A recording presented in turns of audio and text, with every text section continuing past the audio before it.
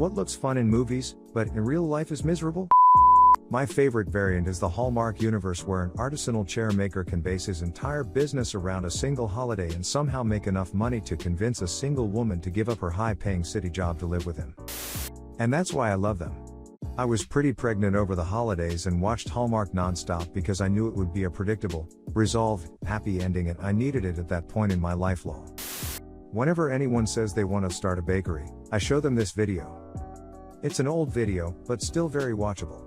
It seems to me to be a decent representation of the work involved, and this dude does this every day. But just look at him. He loves his work. If you have the energy, go for it. Make it work. I'll be your biggest cheerleader. Hanging up on people. In movies, it makes you look badass and mysterious. In real life, it makes you look like an inconsiderate asshole and will prompt a WTF happened callback. You used to be able to slam a phone down in its cradle. That was the fun part. Now you just angrily swipe a red button, not so fun. At least with old phones, the other person could hear the phone slamming down for a fraction of a second before the call cut off.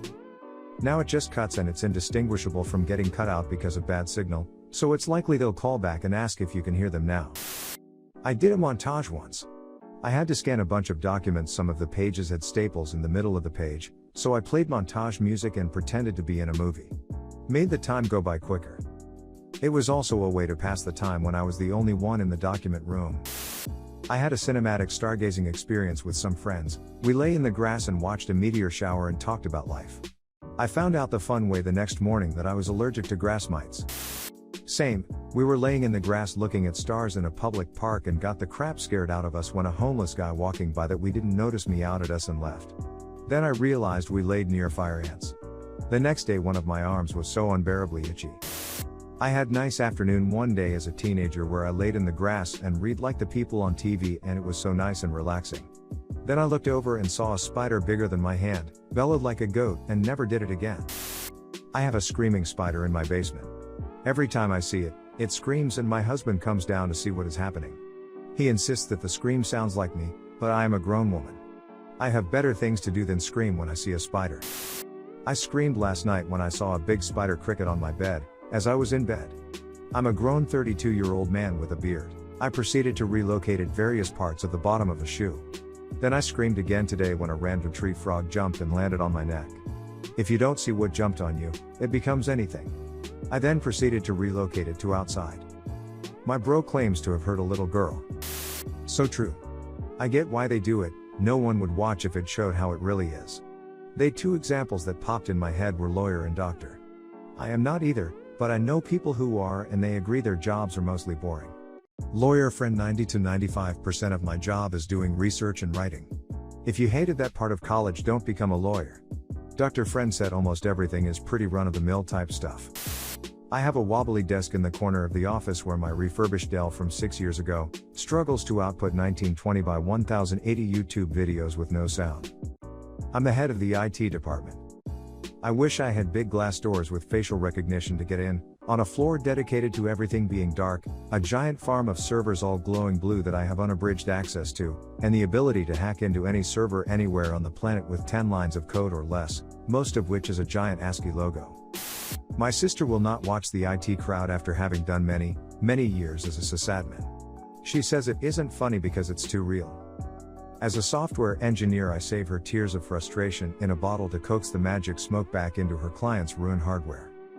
Edit: my favorite story she tells from that time was working as a junior sysadmin in a high school. A badass little 14-year-old boy had one of the school-issued laptops and it was seemingly filled with hard rap music in his personal folder. Digging a few folders deep, she found he had collected Celine Dion albums that had far more plays than anything in the badass category that he was showing his friends. So there's that. This is especially true for jobs designing things. Odds are you are basically making small to medium adjustments to a standardized or previous design, and depending on its complexity, only a small segment of it. On top of that, designing to code for various things and following industry standards. I need you to iterate 3 or 4 different designs for this retaining tab, and then get tooling quotes from 3 different vendors.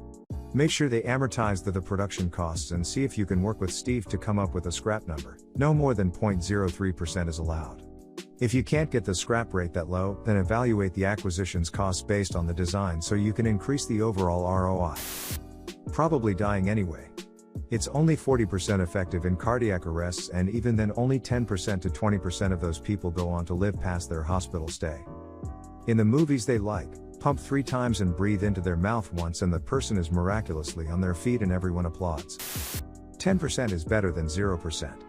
Layman CPR is only about getting oxygenated blood to the brain until the ambulance shows up. There's no way the heart will start up again, which is why it's best to be several people and take turns, cause the compression/breathing need to go on until the medics arrive. Man, it is even crazier in drowning. In whitewater, the first person to get to the trapped person is to start respiration. I have a 2-way valve mouthpiece, because you have to breathe through the foam. You only have minutes for any healthy brain activity.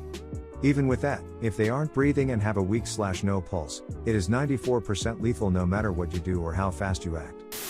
For a month I would drive by my buddy's house after work and fill his truck up with gas with a gas can. He knew his gauge worked because it went down daily but couldn't figure out what was happening. He thought his girlfriend was doing it to be nice, but then when he asked her and she was just as confused as him. He finally stayed up late and caught me.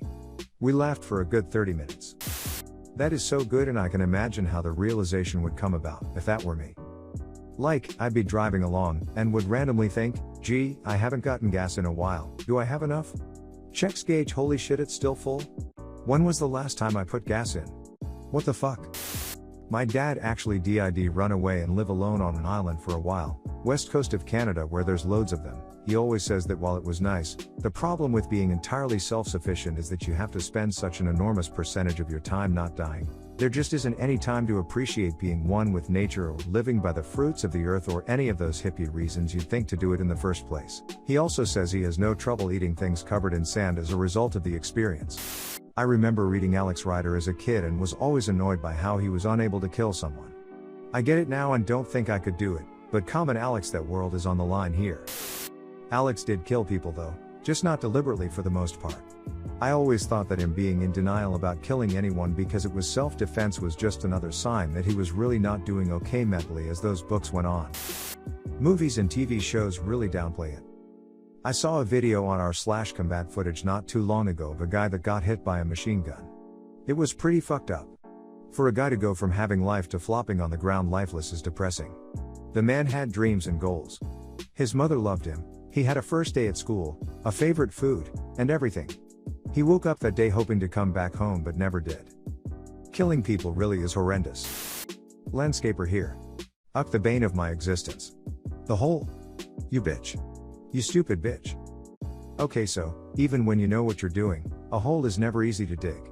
The earth is usually hard depending on location, there's always shit in the way, rocks, roots, civil war cannonballs etc. And if it gets too easy you're even more fucked because you have to dig twice the size because it crumbles in on itself. I don't envy fencers. Also fuck digging holes. You just need to outsource to some dogs. My dog has dug trenches in our yard in a very short amount of time. One spot is in hard-packed dirt and he has dug a hole about half a foot deep and about 8 feet in diameter. It's insane. I've had to buy so much soil to fill it in. And now I have to buy turf to cover 2 giant holes. The joys of owning a farm-bred border collie lol. I'm thinking of taking him to dog sledding events in my city. It doesn't snow here, so it's all done with bikes or wheeled scooter-type sleds.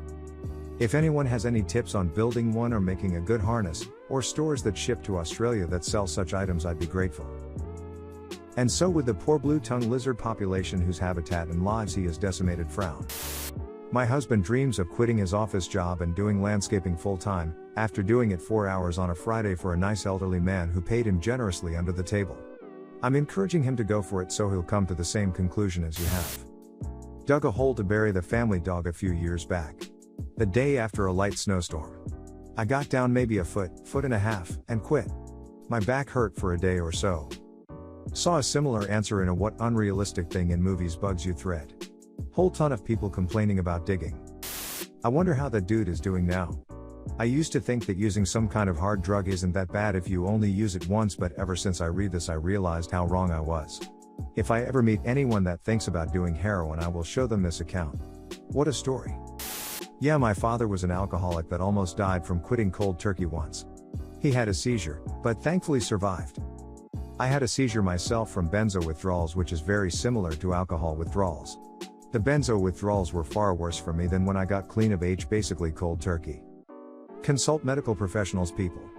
They are there to help and keep you safe. We had literally 3 minutes between classes.